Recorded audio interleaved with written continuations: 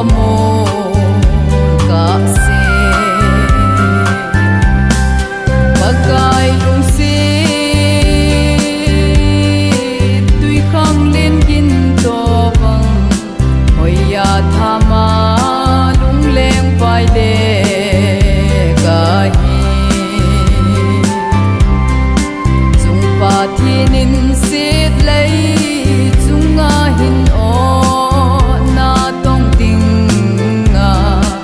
ei ha mon hi nai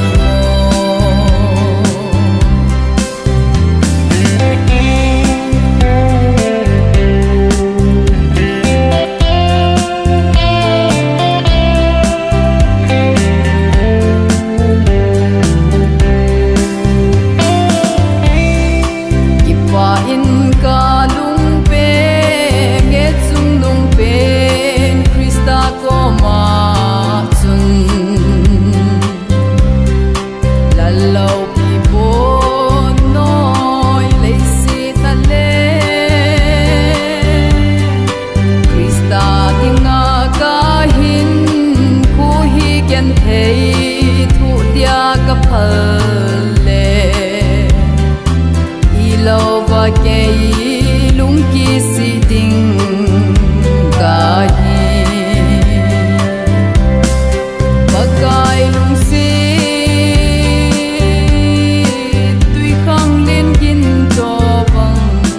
hoya thama lung leng vai de ka hi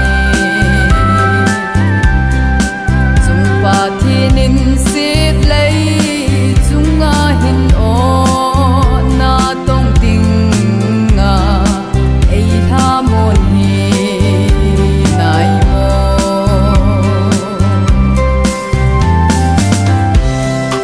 lei se chunga ka gu de le ga sa chan pi te ho chu i them mo na dam mo de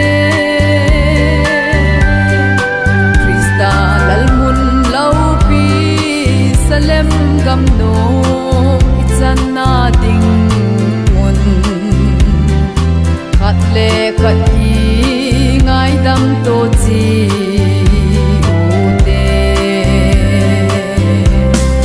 bagai lung si tui khang len gin to bang hoya thama lung leng vai de